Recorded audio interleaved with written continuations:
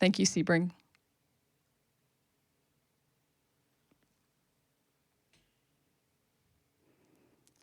Okay, and with that, I think we're actually coming up with our next run, Castlevania Lament of Innocence, any percent by LonerHero. Take it away.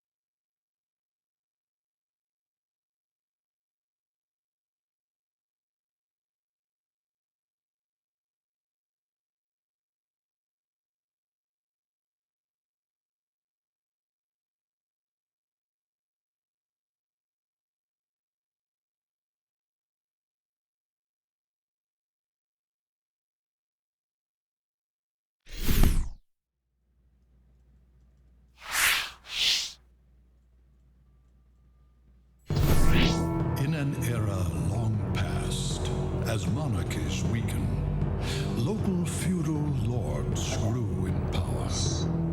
The first knights simply we got protected their Carcinogen, lords' domains. DargondarchSDA, joined by me, following me up and chatting me through this run, because Mother Nature hasn't been so kind to me. Other than that, so before I can complicate myself even further, because I love to ramble so much, we should get started right away, because I could show you how amazing this run is, really, and I promise you it will be really worth it. So the timer will start the moment the save prompt is gone. So 3, 2, 1, go ahead. Okay guys, take it from here, because I talk way too much. Go on, Cosmo. Well, welcome to Castlevania Lament of Innocence, the prequel to, or I guess the origin story of how the Belmont clan has come to fight Dracula for all of these years. We're playing as Leon Belmont, who is equipped with the trusty whip that the Belmont clan is so known for. And apparently his betrothed, Sarah, who apparently is the only character in this game that doesn't have a last name, has been captured by Walter Bernard and is being kept in this castle. So Leon has to go and save her by defeating 5 monsters. But before that, we have a mandatory tutorial section. Yeah, this section cannot be skipped if you're playing just as default Leon. Everybody else can actually skip it, and if you play crazy mode, you can also skip it. But for the base category, you have to go through this, which isn't the worst thing. There's a couple of items in here that we want to pick up so we can sell them for cash in a little bit. And there's also a relic that we'll be picking up that we're going to need in a select few spots.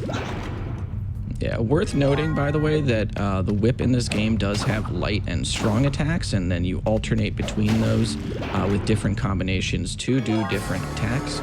So you saw Loner doing a couple of different combinations there in order to adjust to the situation. This is the relic that Dark was talking about. I forget what it's called. I just call it a statue. And it causes your feet to burn on fire, as opposed to burning on ice. But yeah, so this right here is the duplication technique that we're going to be using for most of the run. I don't exactly know why this works or how this works, but if you stand in certain hallways, like in certain spots in different hallways, and you move your cursor up and down across all of your items, you can duplicate them up to the max amount that is allowed in the inventory, which is 9. So what Loner's going to be doing here now is he's going to be saving, because he's going to go back to the shop using the magical ticket, and then he's going to be doing a bunch of item purchases in order to build up more gold to buy the items that he's going to need later on when he, scales up and gets more of the run going. He also has to buy these things called memorial tickets, and memorial tickets will actually take you back to the last save point that you used, and that's sort of how he's going to go through and do a lot of this shopping right now. So he's going to go back to that save point, do the duplication trick again, and then keep selling a lot of these items to stack up to what he wants, which is there's jewels in this game that we're going to be using later on. There's ruby, sapphire, turquoise, and diamond. We'll get into what they do a little bit later, but they cost a lot of money to buy. That's probably because they're really powerful, especially against living things, or I guess in this case, undead things. And so he has to do a bunch of different, shopping and selling, like right here. And when I say that this trick right here is easy, this duplication technique, I used this for a lot of my casual playthrough when I played this game like a while ago, just because it's great. It just opens the whole game up. It's awesome. Welcome back. What would you like today? Yeah, we're pretty sure it's just a debug tool that was left in. They just straight up forgot to take it out. Yeah. And well, we use it to our advantage. Do note they actually did remove that glitch from the European version. It is only present in the Japanese and the American version. I did not know that part. All right, so you're also going to notice that Loner picked up a JoJo reference there known as the Jade Mask. The Jade Mask is a accessory that is only purchasable if you have a completed save file of the game. And basically what the Jade Mask is going to allow Loner to do is to walk through these candles that are, in these hallways, and instead of having to waste frames doing a whip attack in order to open them up for the hearts, which are like the currency, or I guess the resource that you use to do special moves in this game with sub-weapons. It's just going to allow him to walk right through them and just pick up extra hearts here. So he's going to be able to hug these walls and just pick them up. Easy peasy. The soundtrack is full of so... Sorry. Ooh. This is the first real battle room, and wow, that luck got a massive grouping of those. There's 8 skeletons in here, but only 5 of them spawn initially, so you have to kill at least a few of them to get the remainder to spawn. What he wants to do is if they all kind of stack on top of each other, he wants to use the heavy attack, since that has a wide area of effect. But if he gets one that's just single, he wants to do 2 weak and then a heavy finisher to take it out quickly. He got a really good grouping there, though, with the 4 of them over on the right. That almost never happens, so I think he's used all of his luck for the rest. Wow, those bats. That was unfortunate. Yeah, there we go. I was gonna ask you, Dark. So, like, how big is the importance of the spawns in this game for different combat rooms? It matters the most for this particular area, just because we don't have the rubies yet. Or we can't use the gems yet. So where enemies spawn and how quickly you can get them down matters a lot. Right up until we get Jewel Rush, then it's mildly important, but it's only like a second here, a second there at worst. Awesome. Like this room right here, this is a mandatory cutscene. He can't skip this. He's gonna be 2 gargoyles that spawn at the start, and there'll be 1 that spawns after he kills these first 2. These first 2, the first one's pretty easy. It usually swoops down pretty quickly. The second one, on the other hand, just kind of does whatever he wants, and sometimes won't come down, and you just get stuck waiting. And then this third one. Same deal. That third one can just stay way up in the air in a spot where you can't hit it, and it can hover up there. I've had it stay up there for like 10 seconds before, and it's just, well, there goes 10 seconds. Thanks, game. Yeah. Very nice. And then this room, we get these armor. We get these axe armors. These are actually weak to the axe, surprisingly enough, and they gave them a really good grouping as well. You want them to kind of line up, because there's 4 axe armors and then 2 more will spawn afterwards, and the more you can hit with a single axe, the better. But these axe armors aren't the only thing in this room. There's going to be 2 evil stabbers that are going to spawn after this, and these are the big troll enemy in this room, because they can do a number of things that are not what you want them to do. You got a good pattern out of that one, but the other one spawned on the other side of him, so he couldn't group them up and just take them out that way. That one gave him a bad pattern. Sometimes the last whip will actually knock them down, and that just makes your axe completely whip. It'll go right over their hitbox. Ideally, you just want to do 3 whips, axe, 3 more whips, and they go right down. But we have to improvise. We usually have to improvise because they don't like to cooperate. Yes. This room, he threw that axe in a very specific direction to try and hit. He was trying to hit 2 of the skeletons. Oh, alright. Oh wow! Oh, I thought he was dead too. Yeah. There you go. Yeah, 2 hits. Thanks, game. Very nice. Are they evil because they are stabbers, or are they stabbers because they are evil? Yes. There goes the axe. And then here is where you actually can use the idol again, because it just like one-shots the fire from Leon's feet actually one-shots the skeletons here. They just have that little amount of health. That Leon also got... That idol, by the way, does use the MP bar, which is just directly right underneath the health bar. And you have 3 resources in this game. You have health, you have hearts, and you have MP. And now we're gonna get the Infinity Gauntlet, also known as Jewel Crush. So Jewel Crush, game's over. Yeah, basically, yeah. So, so Jewel Crush allows you to use any 4 of these different jewels that Loner picked up earlier in the game, and you can see obviously that he's pretty much maxed out on all of them. So really quickly, we're gonna run through what all of them do, because a lot's gonna happen real fast. So rubies are gonna do a area of effect burst damage across, I believe it's the whole screen, right, Dark? Yep, it's the entire room. Okay, it does 119 base damage to any enemy in the room that doesn't actually resist the ruby element. Yes, it does have its own element. Yeah. There's also sapphires, which are basically like 4-man's rubies. Yeah. Sapphires only hit what's currently visible on the screen, and they only do 50 damage. But we need we need sapphires to basically make up for not having more than 9 rubies, because there's going to be a lot more rooms than we have gems, and we have to kind of ration them a little bit. Yeah, as you can see, like right here, Loner just kind of popping those jewels really quickly to take out all the enemies in this room. There's also the diamond, and the diamond actually will refill all of your resources. So it will refill your health, it will refill your MP, and it will refill your hearts. So Loner has a max of 80 hearts currently. And you saw him, he was at like, 20 something earlier, and now he just refilled it by menuing to that diamond. So this duplication glitch, along with the Infinity Gauntlet here, just really opens up so many possibilities to just clear these rooms just so quickly. And I think this is actually the start of the first boss fight, right? Yep. Yeah, Just one hallway here, one hallway left, and then we're gonna be fighting our first boss, which is Medusa. They don't really intend for you to be here first. The first area they intend for you to go to, we're not going to until the 4th. We come here because Jewel Crush is just that powerful. But here's Medusa. She has 2,000 health, medium defense, and pretty high magic resistance. What Loner is going to be trying to do here is he wants to throw an axe and then do a 3-hit whip combo, and then just chain it into more axes. You can keep this up indefinitely as long as she doesn't make you dodge anything, which she's doing plenty of right now. Whenever she does a snake punch or a laser, you want to just jump and whip her a few times and do a flame kick back to the ground.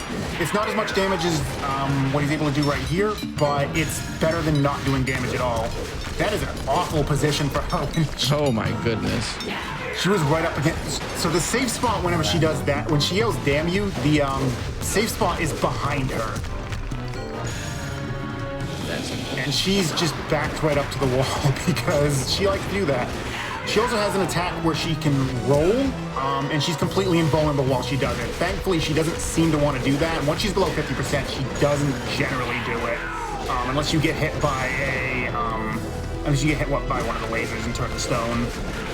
Yeah, and going back to what you were saying about, you can keep this up indefinitely as long as she doesn't make you dodge anything. This game does have combo scaling, so if you have higher chains, then you are going to do more damage, you know, over time, because I think it's what, like 5% more or something after the first hit.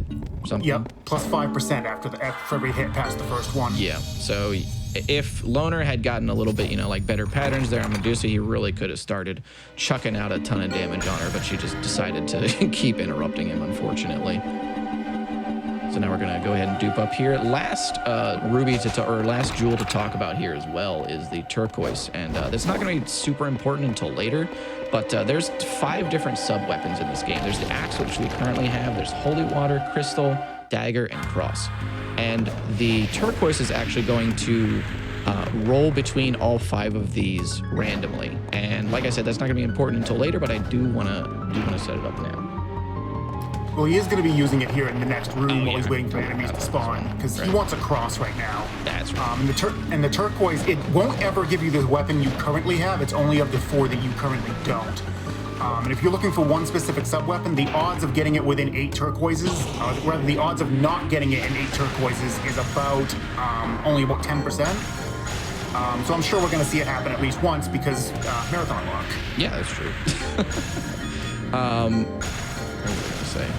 Shoot. Right, so worth noting too, you'll see that now the sub-weapon that we have cross now. The sub-weapon actually has a purple highlight behind it. And this is because every boss that we defeat actually drops a different colored orb, and that changes the function of each sub-weapon. So I believe regular cross just like has a bunch of crosses rotating around you, right? It's like unmarked cross, yeah. And then the purple cross here drops like a big projectile onto the screen, and a bunch of fire comes out. I think it's called St. Michael's Sword. Michael's Sword. Yeah. Michael's Sword, yeah. Yeah, but the orbs and the sub-weapon, like the different combinations, there's a ton of different ones we're going to be using, because there's actually quite a number of useful ones. There is one that is by far more important than the rest, which we'll be getting after we beat the boss in this area. But we'll talk about that when we actually get to it. For right now, he's mostly just going to be running through a number of rooms, burning some gems, taking out some enemies, on his way down to hit a second lever so we can actually access the boss. So if you have a couple of donations, now would actually be a pretty decent time. Absolutely. I think GDQ knows what time it is, because we have a couple donations here that say $250 from Major Undead that reads, "What is AGDQ? An awesome pile of speedruns." Thank you so much for that. We also have $25 from Dave that says, "Lament of Innocence is one of my favorite Castlevania games, and I'm so excited to see it being ran at a GDQ event. Good luck with the run." Probably got time for another. Yep. Okay. We have $50 from Barbarisha that says, "You thought this was a Castlevania block? But it was me, Dio."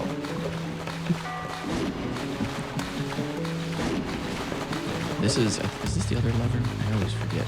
Yeah, This whole walkway, dude. Like. Yeah, that's probably the one of my big gripes with this is just all the rooms really do look the same. If you're not familiar with exactly what the maps look like, it's actually pretty easy to get lost. So you'll notice that you look at his gem count, you notice he's basically sitting on no rubies and no sapphires. That is 100% planned for this area. We have almost every gem usage planned out for this run, at least as far as rubies and sapphires go. Diamonds, usually we have planned uses for them, but sometimes we have to improvise a little bit depending on heart drops and stuff like that. So he hit the switch, and now he just warped out. That just skipped the boss, by the way. There's a doppelganger down in the waterways that you're supposed to fight and then take an elevator to get back up to the first floor, but by having the save point up here and just using Memorial Ticket, we don't have to fight it. We can just be like, yeah, whatever, you can stay down there. We're just gonna head over to the actual boss. So, this next boss, this is probably the single biggest reset point in the entire run, if you're going for like a record attempt or something. This boss's name is Joachim. He has 1500 HP. He's also a vampire. And There's so many things he can do to screw up the quick kill on this, and unfortunately, if you miss the quick kill, you lose 20 seconds, like minimum. And there goes Mike's sword again. There's jeez. Yeah, the Michael sword use in that room actually is primarily to save on rubies. We need the rubies for the boss in order to get enough damage to one cycle him. Yeah. We need one to break the orbs that power his shield, and then we need the rest of them to actually do damage. And he's already used 2, and he always must keep one of them on hand, or else he'll have to go back to the shop and buy more. So he's gonna have 5 to work with when he actually starts doing damage to the boss itself. What's gonna happen here is the boss can sometimes just choose to fly around and not attack, which will basically eliminate any chance of getting a quick kill. The boss can choose to only attack twice instead of 3 times, in which case you're probably not getting the quick kill either. He can float too high because Loner's gonna be using the Svarog statue to generate extra hits, so the combo stays up.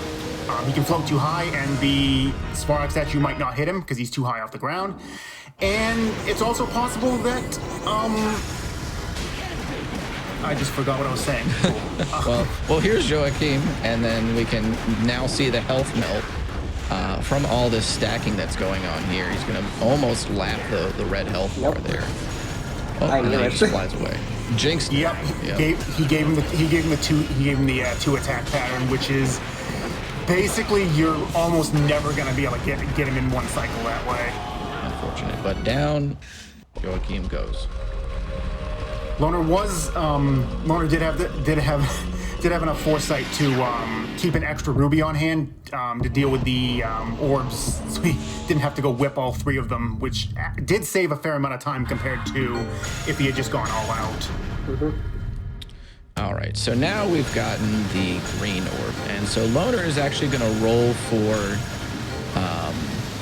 a axe here as well, because we're about to get the best movement tool in the game, which is called High Speed Edge, and it's done with the green axe, and it's basically just a dash forward with while you have the axe equipped, and it goes a pretty far distance, and it's very similar to like Stinger from the Devil May Cry series, but it has like 0 startup on it. So you're just going to start seeing Loner fly through these hallways. There's going to be very little walking going on from here on out. Yeah, the high-speed edge is about 50% faster than walking. It costs 5 hearts each time to use, and this is where that stack of diamonds really comes into play, because we're going to be burning a lot of hearts just to move around. And it's not so much a big deal in this particular area, but the next big area that we go into is extremely long. And you saw him pick up a heart max up in the previous area, which we actually didn't mention when he grabbed it. You actually need that to have enough hearts to get through the next area after this, because you don't have the resources with only 80 hearts. Yeah, and you guys grabbed that one just simply because it's like on the way, right? Yeah, it's literally, you just jump up, grab the ledge, there it is, and that's all you have to do. Seems good. What room is this, dude? Trying to figure out where he's at. And it, like, whenever I was playing this casually, like I had to bring up the map so much. It's like this castle is huge, dude. Yeah, he's already on the 2nd floor. He's heading up. We need to go to the 3rd floor because we need to pick up an item called the E-tablet. That's what allows us to activate the boss. But on the way there, we're going to pick up one other technically optional item, but we pick it up because it's a key which allows us to open a door in the next area, which will give us a very powerful relic that we're going to be replacing the Svarog statue with. But we'll talk about that when we actually get to it. But this right here, this is the yellow dragon key. That's what opens the door in the next area. And now he's going to head up to the 3rd floor so we can actually pick up the E-tablet.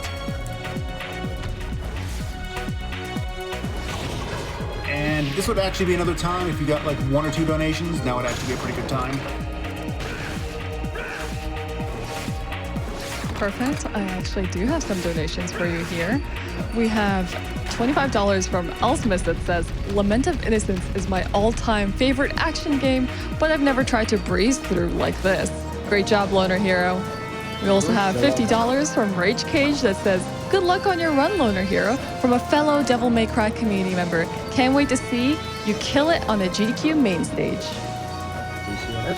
Shout outs to Rage Cage. Yep, sir. You got time for like one or two more.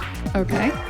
We have $20 from Sushi Elemental that says, "Dr. Akila to the boss room. Calling Dr. Akila. Please come to the boss room. Thank you." And for the final one, we have Zepota that says, with a $50 donation that says, "Castlevania for the win. Banish Dracu. Cancer once and for all." Thank you. Right, and then You saw Loner. Go ahead, you saw yeah. Loner. Oh, go ahead. No, I was gonna. You go ahead, dude. You got it. Yeah, so you saw Loner pick up the cross back there and actually drop the axe, and I was walking through these hallways. Normally, we wouldn't do that. We would actually hold on to the axe right up until we get into the boss room, because it's obviously faster than just walking through all of these. But there's a chance he might not get the sub-weapon he needs going into the boss, and it's a big time loss if you don't have the cross for this fight. So it's better that he picks up that cross because it's basically on the way and it's only a few rooms away from the boss room than it would be to chance it on the turquoise. We only do that in world record attempts. It's better, for a marathon run, it's much better to just pick up that cross up there. So what he's gonna do at the beginning is he wants to get his, he wants to angle this cross at a very specific angle because he wants it to hit twice, which unfortunately he didn't quite have the angle right. This is still, it's only gonna be a minor time loss here. What he's doing here is he's, whenever Golem gets hit with a sub-weapon, he goes into his guard stance and he will take no damage while he's doing that. But we abuse this fact by just hitting him with a sub-weapon, then getting some extra whips in there, and it just keeps him going in and out of the guard stance, so he never attacks us. And then when we get to phase 2 here, we just launch off a Michael's sword, and we're gonna spam a bunch of rubies, and that's basically gonna kill him. That was Golem. He got one attack. He got some chip in, dude. He didn't get perfected. It's the moral victory that counts. So now we're gonna get the red orb here, and I don't recall exactly which is the really big one for this. Is it red holy or is it red cross? That's like really important from the red here. Red, we use axe in a couple of rooms in the next area just to help clear out enemies. But it's red holy water is the big one for the next boss. Okay, yeah, that's what I was thinking. Then we got to roll for the axe again here too. So it's pretty good that he just stays in this room in case Marathon Luck decides to rear its head and doesn't give him the axe. There's so much resource management that happens in this run. It's like you have the 3 orbs on you at all the times, 5 different sub-weapons, managing all the hearts and everything. And especially with all the menuing that goes on during these rooms, it really is something to behold just how far this game has kind of come. Even just in the last year, I think there's even been a bunch of improvements as well. Another thing to note is you actually cannot use items from in the menu itself. You have to do everything through this real-time window out here. So you don't have the luxury of just oh, well, here's the enemies, let's just go into the menu so they stay in place and I know I'm gonna be able to hit them all. You have to kind of react to everything that's going on, and if enemies aren't on camera and you want to use a sapphire on them, you've got to fidget around to try and get them in there. If you want to use an item during a boss fight, you can't just jump into the menu, okay, I'm all healed up. You have to use it while you're dodging attacks as well. Yeah. So it's kind of unique to this game specifically because I don't think any other Castlevania uses the real-time window for this. Yeah, not off the top of my head, I can't think of any. That room there was what I was talking about earlier with the red orb. We use red axe just to clear out the zombies, just so we can save a couple of gems since it one-shots them anyway. And in this area, you have to, I believe, hit 3 buttons, right, in order to unlock the door to the boss. Yeah, there's actually 2 unlockable doors in here. Only one of them is required, though. But there's a door, it's about 2/3 of the way through the first floor that you cannot get by without hitting all 3 switches first. So the route we use here basically aims to hit all, beelines for all 3 of them, and it will also be hitting that locked door that we picked up the key for in the last area.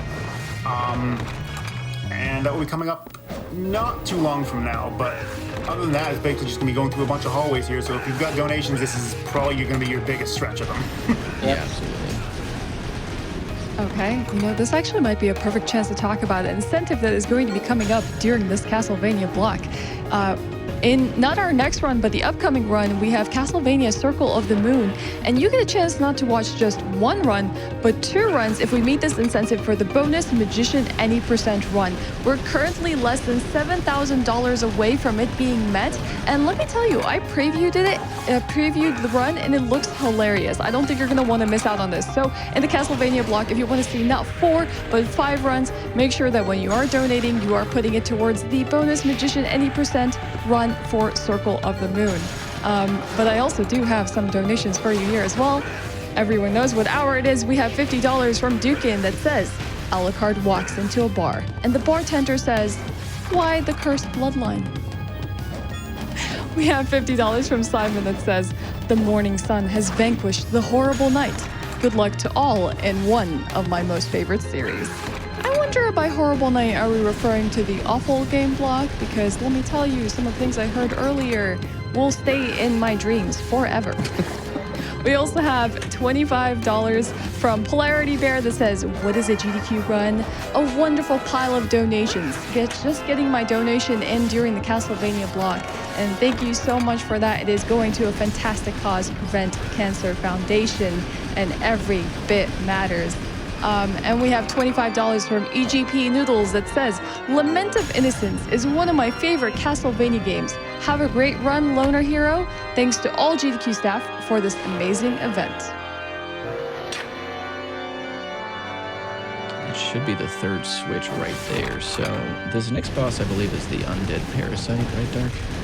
Yep. This right here is actually technically the first area they intend for you to come and do. The Undead Parasite's kind of supposed to be the easier boss. It's a really long if you have the area. right It's like a really long area for the intended first stretch too. It's kind of wild. Yeah. So you also saw him pick up. He detoured to that side room there to pick up the Black Bishop. So the Black Bishop is a very important relic for the run. Black Bishop, when activated, similar to the Spark statue, drains your MP bars, drains it a lot faster than the Spark statue does. But it increases your damage by roughly 50% from all sources. And that's going to be extremely important for the remaining bosses and for some regular rooms as well. And I mean, when you combine that like with the combo damage as well that you can get on some of these like bosses, it's super worth it. Even though it seems like it might be a little out of the way, but all that damage really stacks up pretty quickly. Just on the final boss alone, it actually makes up more than the time it takes to get it. That's actually incredible. Because the final boss also has over 4,000 HP. That's one of the big reasons why. That'll do it. And we also have the good old early 2000s action game platforming right here. This completely realistic way to flip over. This is how I would get to the back of the church, dude. As a kid, I would just use my whip at the top of the steeple. I thought that's how everybody did. We've just got a couple more rooms here that he's going to go through, and then we'll be at the boss. This is a situation where he's going to have to turquoise and just hope he gets the right luck. There is a holy water in this stage, but it's nowhere near the boss. You actually lose a pretty fair amount of time if you take that and then walk the rest of this. Because it was way back up in that long hallway he went there, and he made the detour for the 3rd switch. So it's better to keep, in this case, he's keeping the axe and is just going to gamble on getting the right one. Now, if he doesn't get Holy Water, he can take Cross as well. It's not quite as fast as Holy Water. Hey, okay. That's what we're doing. All right, that's what I'm talking about. Let's go. I was going to say, Cross is an okay substitute. Bless up. But we got holy water, so all he's gonna do is just go walk in. You're gonna kill 4 eyes that are on the floor here, and the holy water just happens to be able to hit 2 of them, and they're weak to it. So we're gonna activate Black Bishop, and we're just gonna slam the ground 3 times, and all 4 eyes are now dead. Now we just have to wait for the dragon to stop breathing fire and go back in the hole so we can spawn the second part of the boss. For the second part here, we're going to be using red because it creates just a circle of fire around Leon, and it can hit up to 6 times. And the big thing here is he wants to keep the combo going and just hope that he doesn't get trolled by the dragon, which he didn't, thankfully. But if you let this boss go long enough. It was almost no hit, dude. It was. Yeah, that unfortunately happens. Those enemies that move around will sometimes just knock you out of your combo. And if you stop hitting the boss for too long, it'll just teleport to a different hole, and you have to wait for it to come back up. Small time loss. It happens.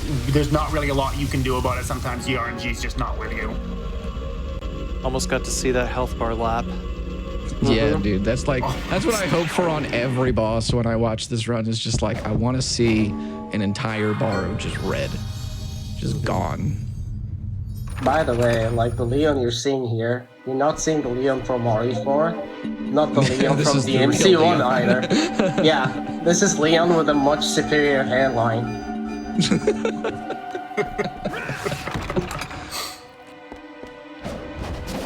So we have 4 bosses down. We just picked up the blue orb. The blue orb is actually the only orb we don't use in the run. It has some okay combinations, but none of them are actually useful for the speed run itself. So sadly, if you're looking to see some blue orb action, you won't be seeing it this run. Hopefully that doesn't leave anybody feeling blue. Get out.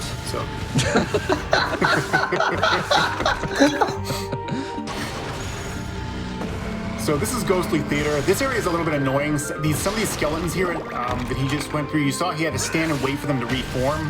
They actually have 2 separate health bars. You have to deplete the first one to get them to kind of go invincible for a moment. And then they'll reform, and then you can do the rest of the damage afterwards. But you have to wait for that. You have to wait until after they actually kill them, and it's just annoying. You also saw him spamming a bunch of sapphires there. That's just because we don't need sapphires after this stage, so he's just burning them to get them out of his inventory after this. This room here with the spikes, isn't it like if you actually get hit during the high-speed edge animation or something by the spikes, you can just keep going or something? Yeah, it gives you some extra iframes and allows you to continue to dash after you take the damage. It's not perfect. It can still sometimes be like, no, we disagree. Fair, yeah. It's always cool when there's like little ways to use your movement tech like that, though. Like non-traditional damage boosts, I guess you would call it. This room here, there's 8 of those skeletons that drop from the ceiling, but he doesn't want to burn all of his rubies there because he still needs those. So the big thing there was he wanted to use some sapphires to take out the first wave of them and then use the rubies for the rest of them.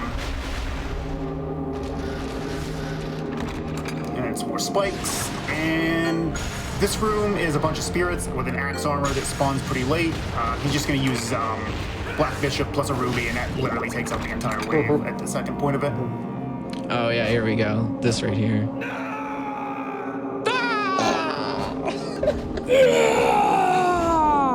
Dude, that scream gets me every time. It's like, it's not even a bottomless pit. There's clearly a floor. What are you yelling for, dude? One more for the culture. Yeah, it's not bottomless. There's no spikes down there. It's not filled with lava or acid or anything like that. It's just a floor. He lands, and I don't know. Did he break one of his shins? He's fallen from higher than that, and still he just gets smashed. He like walked through a whole room of spikes, like just right over top of him, and got out unscathed. But like when he has to drop like longer than his knee length, he's just kaput. What?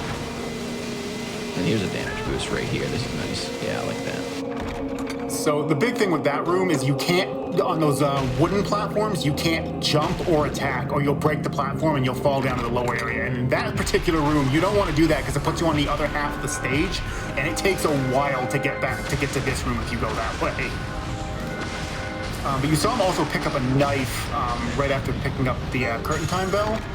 That was just because he wants the knife for the boss, and similar to with Golem and the cross, it's safer to just pick it up there and just walk the rest of the way instead of taking the axe. Normally, in a record attempt, you would not do that. But here's Succubus. She has very high physical defense and can guard at any time. But she happens to be weak to the knife, and So now she's going to activate Doppel phase, and the big thing to notice here is that you basically just have to look for which version of her has the shadow, and that is the one that you want to aim for. Yep, the real one's got the shadow. This boss is really difficult to fight with the whip. We don't have the flame whip because that's an optional item. We don't have time to go get it. And she's weak to fire, but she happens to be weak to the knife, and green plus knife plus black bishop does enough damage, and you can stay at range the whole time, and it makes the fight so much easier than without it. Just play a little Mega Man as a treat. Gets the axe back immediately. Incredible. Love to see it. Yeah, but let's wait till what Walter says. True. So now that we've defeated all 5 of the monsters in the castle, it's going to activate this little cutscene here, and then Leon's like, all right, it's time to go and confront Walter, who's effectively just like, is he a vampire? He's a vampire, right? He's a vampire. He's like Vampire Bowser. Yeah, he's the OG Dracula, basically. Yeah. I couldn't remember if he was just like a magic user or something, or if he was like an actual vampire. It's been a little bit, but so now what happens here? It happens off in that cutscene is Sarah has been turned into the vampire killer, which is the whip that is passed down across the Belmont clan. Fortunately, your buddy in the shop did not take advantage of the situation and try to sell you back the vampire killer after your girlfriend was turned into a whip. I feel like that would have been super wrong of him to do. Just like, I see what's transpired here, Leon, but that'll still be like $12.95. And so now we're gonna actually head into the final area of the game. Yeah, so here, this is going to be the only use of the crystal in the game, along with one of 2 uses of the yellow orb. What Loner wants to do here, he wants to use yellow and crystal strictly because this is going to keep the boss basically in stun lock. That's really important because this boss can get away and do a lot of things that you don't want him to do. We get a whip combo on him to start with, and we're going to spam a bunch of rubies and then do another whip combo, and well, he's already dead, and we didn't really have time to talk about it, but he also didn't get to attack, so there's not really much to say. Yes, sir. And then he immediately rolls back to the axe too, dude. You love to see it. Absolutely. This is making up for the 12 turquoise axes he had earlier. That's true, yeah. Mr. Stark is with him today in that Infinity Gauntlet. Also, that's a little skip we can do right there. They intend for you to walk along the platforms. You saw the wooden platforms underneath them again. And they break if you jump or you attack on them. And by jumping at that specific spot, and if you just wait for the laser to get out of the way, you can jump over the laser and just go straight to the other side, and you'll do a ledge grab to get up to the very last piece of it. Saves probably about 5 seconds or so of movement. But now we're actually going to make a new save up here. We've had it down at the entrance just because it was faster to memorial ticket back to that save point than it was to take the intended warps out, which puts you back at the shop. But we don't need that one anymore. We need this one because we're going to be making a couple of trips. We got to do a fetch quest, basically. Yeah. And something that I do want to touch on, Dark, I believe, is that like it's not every like long hallway in this game that you can actually do the duplication glitch. And I believe you've tested like every hallway for this, but he's doing it right here, and this is sort of the not the usual spot that we've seen him do. Pat, can you touch on that a little more, like where it's available? As of right now, what we know is that there are 2 in the main hallway, 1 in the left and the right wings. There's 3 in Garden Forgotten by Time in just very specific short hallways, and then there's a bunch of them in this final area. Most any short hallway you can do it in, along with a couple of the long ones. This area, for whatever reason, just has all the right hallways for it. It's very convenient because we actually need the gems pretty heavily here. Imagine, yeah. There's a lot of tough enemies here. So Leon just picked up the 6 tablet. You saw that mural up on the wall as well that had the numbers 1, 2, 3, and 5. We need a 4 tablet, but we got 6, and that's not quite what we're looking for. So Leon's gonna come over here, set it into this machine here, whip the lever, and it's gonna flip the tablet over, which Leon could have just done in his hand if he'd just taken a moment to look at the back of the tablet. So Okay. Good That job, months. Leon. That month's issue. And now we get to run all the way back to that room to drop it off so we can get the item that unlocks the door to the final boss. And I'm going to take this moment to talk about the final boss because if the fight goes correctly, I won't have time to. So or not the final boss, second to last boss actually. So Walter is the second biggest run killer in the run because he has a pretty massive amount of RNG to him. Namely based on what he does as his first action. If his first action is to teleport away, Loner loses 30 seconds, and there's nothing you can do about it. Because there's a quick kill for him that requires you to get a very high combo on him, and it requires him to not disappear. And yeah, we're just gonna hope he doesn't teleport away and that he does any form of attack as his first action. It literally doesn't matter what he does as long as he doesn't teleport away. There's also two different patterns he can give you. He can give you a short pattern or a long pattern. The short pattern seems to have a higher chance of him teleporting, whereas the long pattern will usually be some form of an attack. So we're hoping we see the long one, and that, again, we just don't want to see him teleport. But what's gonna happen is he's gonna activate Yellow and Axe, which is called Spirit Ripper. It does a lot of small hits. It doesn't really do a lot of damage, but it generates hits very quickly. He's gonna activate Black Bishop, go into a whip combo, and then from there, when Walter does his attack, hopefully, he's gonna start popping gems. He's gonna pop 4 or 5 of them, depending on how much time he actually has to work with. And then he's gonna go into another whip combo, and hopefully that's enough damage. And that's how the quick kill works. I know. But before that, we've got something to show you. I know everyone loves the Symphony of Night code, but you guys really missed something big of this game.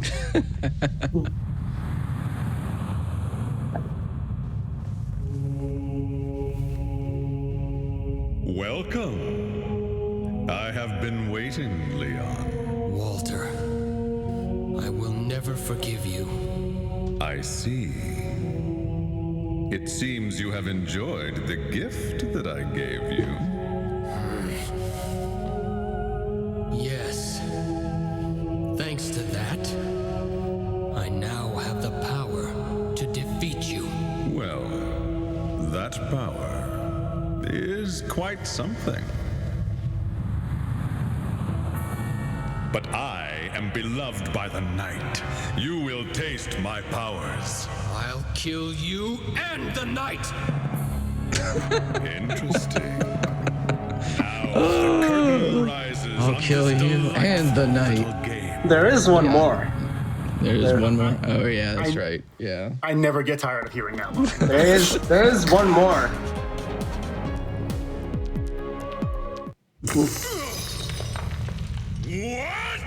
What? Leon, did you know that like nighttime without night is like day? Unlucky Oh, on that's that. unfortunate. What so happened close. there, he was set up correctly for the quick kill, but what happened was he didn't quite get that whip off fast enough after doing his 5th ruby, and he wasn't able to get him back into stun lock. That's basically why he missed the quick kill. But fortunately, he got enough damage in that it was still salvageable. He didn't lose quite as much time. So yeah, that was Walter. That was the second to last boss. The final boss in this game, contrary to most Castlevania games, is Death. Death has quite a few attacks. We want to see him doing this attack right here. This is minions. This gives us the longest period of time where we can actually do damage. He's just going to tank hits here. There's no real reason to bother dodging, really. Doesn't want to see spinning scythe. You can't really get too many hits off this way because you just move around a bunch. Also, you cannot use sub-weapons on Death at all. Death will just counterattack you and laugh at you. So we stick the green and axe for this, just so we have some extra mobility. So what Loner wants to do here is he wants to try and keep Death's HP slightly above 50% in hopes of getting another minions attack here. Just because once he drops below 50%, he will not do minions anymore. He switches it off for an attack that has a much shorter, gives you a much shorter window to attack him. So he's gonna keep. So we want to keep him just above 50%, so he gets one more minions out of it. But now he's going to replace it with Deadly Tempest, which you're going to see him do a lot, and you really want to dodge these. You can actually die to these very easily if you're not careful. It has happened, even to the best of us. But I think he has about a 75% chance of using Deadly Tempest in his face. So this is usually what he does. Also, time's going to be when this boss actually dies, so get ready on that. Yep.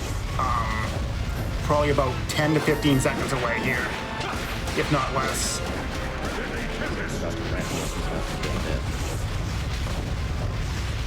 Wow.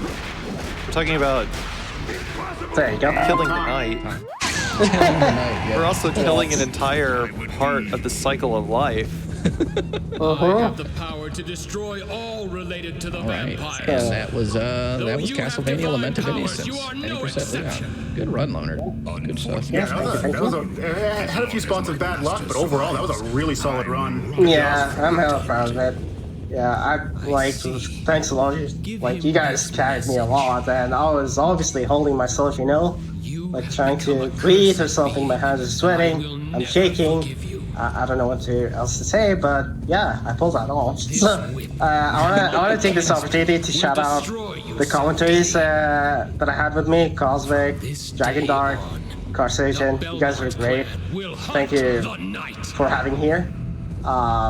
I also want to take this opportunity to give a shout out to Speedrun community, most notably Lament of Innocence, the Devil May Cry community, the Ninja Gaiden community, and the Onimusha community. And I want to give a shout out to my boys in Qatar, the Qatar FGC, the IT Lodge Geeks, and all the rest of my friends that I haven't mentioned. I also want to thank my rest of the friends for supporting me to get through the GDQ. It's been really, really fantastic. So yeah, I want to tell the names. They're really heavy. Like I have a whole book, but you know who I'm mentioning. So yeah. When he says a book, he actually means he's got a book sitting next to him on like a chair or something. He was gonna pull it out and read it, but it's like I don't know. This Yeah. really There's a lot of them, yeah. Yeah, there's a lot of layers. And Just shout outs. yeah. What's up, Dark? There is one more thing to mention about what we do with this game in terms of speedrunning. We actually go by in-game time for this run.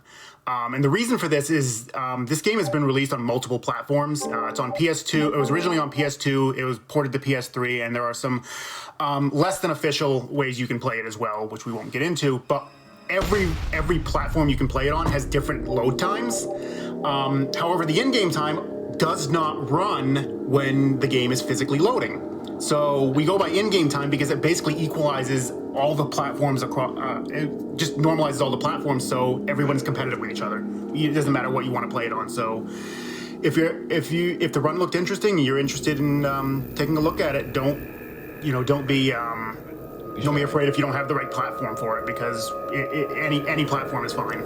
Yeah, and if you do want to learn the game, there is a tutorial up on LonerHero's YouTube as well. You can find him on YouTube at LonerHero and also on twitch.tv/LonerHero. And thank you, GDQ, so much for accepting the game and having us all on. It's been a pleasure. Much love.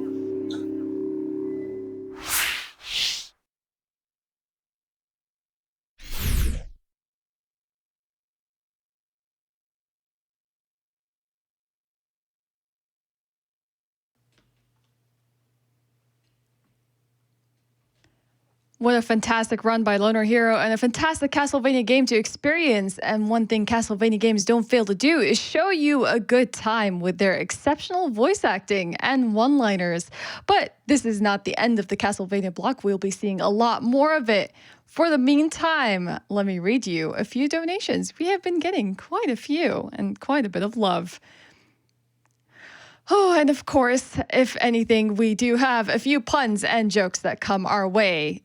Professor WC with $20 that says, "What flies through the night, has a black cape, and bites people? A mosquito wearing a black cape." Oh no, we've begun. All right, $25 from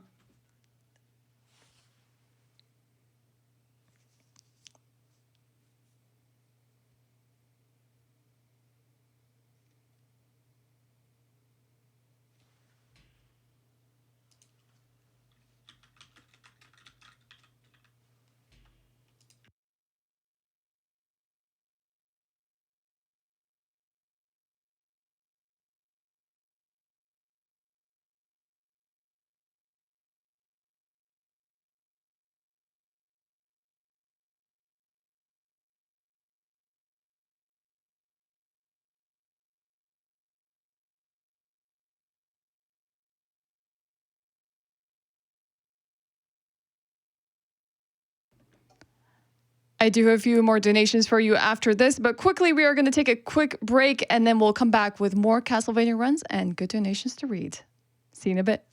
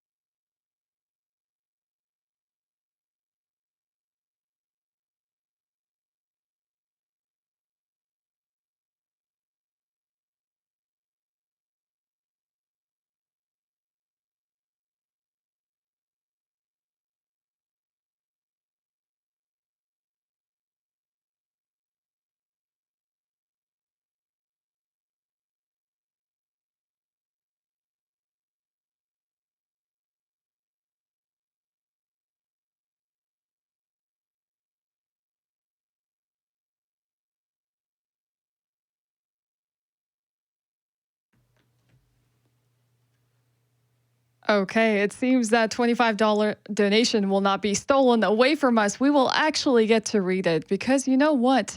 We're coming up on an incentive that is for the Circle of Moon run, Castlevania. We will get a whole bonus run, bonus Magician any percent if met, and we are under $6,000 for having it met. This comment, this $25 donation from Sir Flux reads, "Here's my donation towards the bonus Magician any percent run." And a joke for you jokesters. Where do you guys get all the Dracula jokes from? Must be from a crypt writer. Shakes head. Why did I do this? You know, right back at you, Sir Flux. I'm shaking my head just reading this, but thank you so much for the wonderful donation and putting it towards an incredible incentive so that we see 5 runs during this Castlevania block and not just 4. And we have a few more. All right.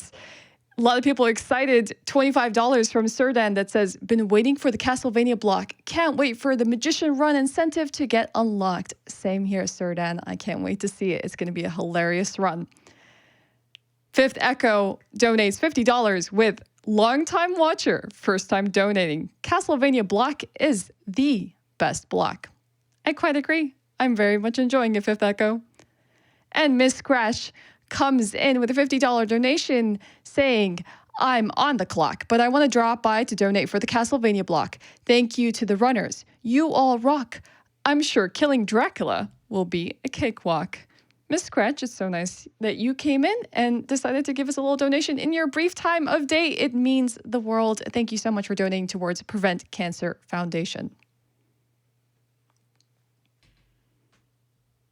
And while we have a minute and setting up for our next run, let me just talk to you about something incredible that you can do. So here's a wonderful way that you can support Prevent Cancer Foundation today if you are not in a position to donate. I'm sure a lot of us can be in that position at this time. If you have an Amazon Prime sub, you can connect your Twitch account to your Amazon and use your free Prime Gaming sub right now in this channel.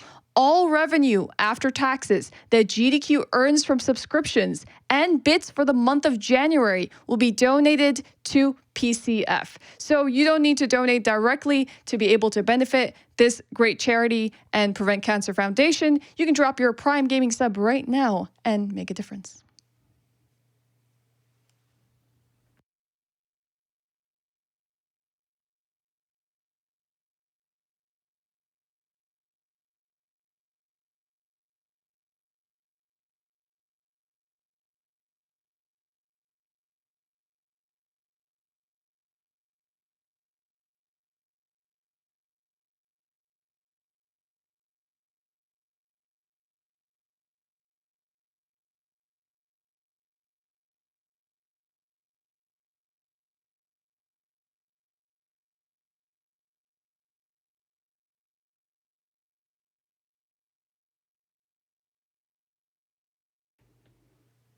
And of course, the Castlevania games are receiving a bit of love as well. Excalibur donates $25 with a message that says, toss a coin to your Richter.